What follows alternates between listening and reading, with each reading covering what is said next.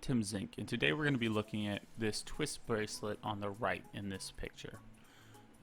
This comes from Marianne Sherman on Facebook, who was trying to figure out how to recreate it.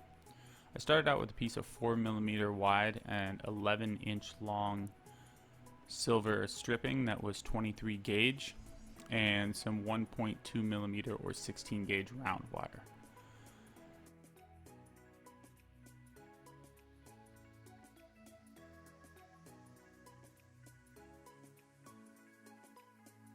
The first thing we do is I put the stripping into my vise, and I'm going to put a counterclockwise twist on it. And I was looking at the picture and noticed that there were 12 smooth sections in it, so I assume that this piece needs to be twisted at least 12 times across the entire length of the bracelet.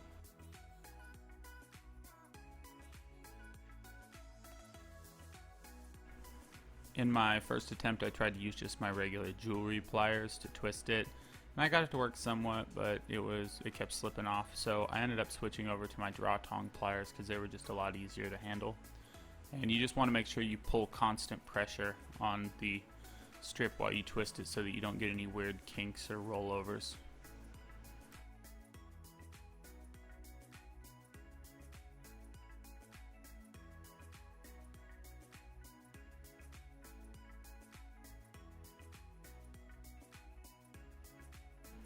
At this point, I had realized that if the 12 twist idea wasn't really going to work, it wasn't nearly a tight enough twist, so I ended up going, I think, 28 across a 10-inch section of wire.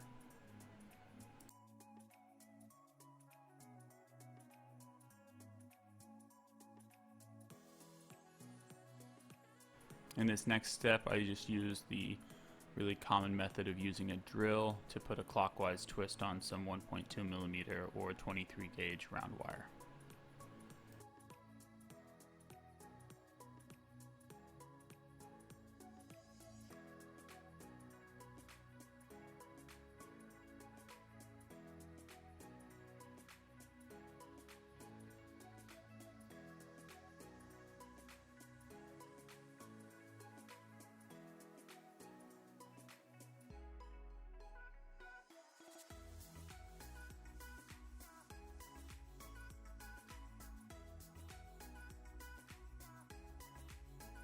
I decided to use the loop from the round wire to feed down onto the twisted ribbon, and I just kind of fed it down because I actually had a mess up in the ribbon. You can see that I'm putting in the vise right there, and then I'm just gonna wind the round twist wire down one of the channels of this ribbon.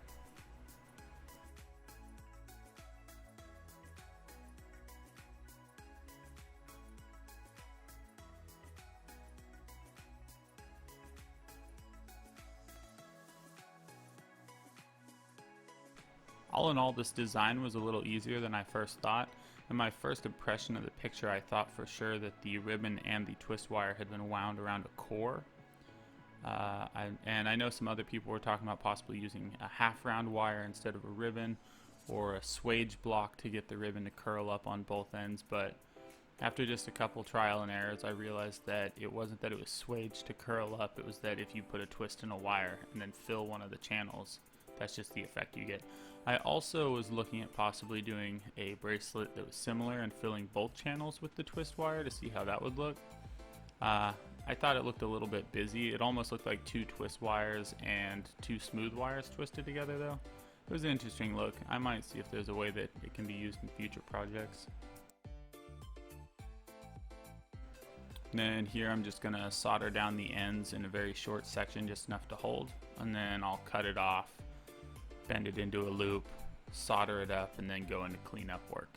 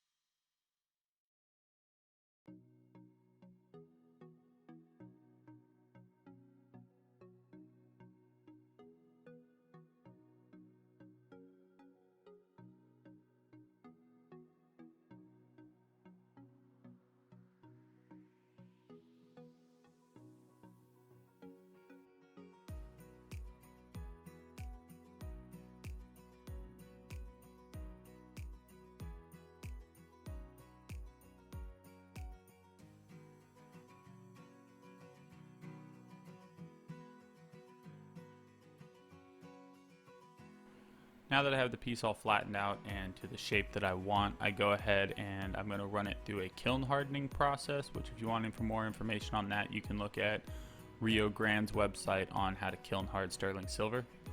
Take a couple pieces of liver of sulfur, add it to some really hot water, mix that around, throw the bracelet in there to blacken it up, and then I will use quadruple aught steel wool to just brush off some of that blacking before I go to the polish, and then that's pretty much the whole process.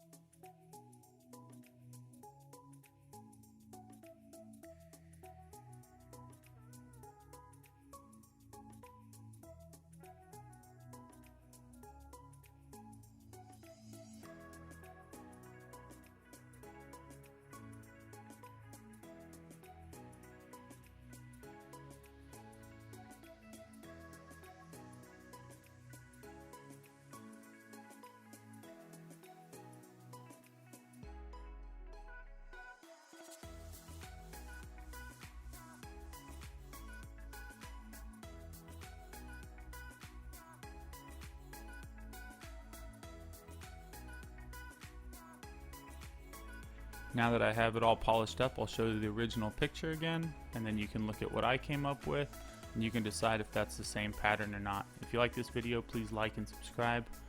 Let me know what you think in the comments, and have a great day. Thank you.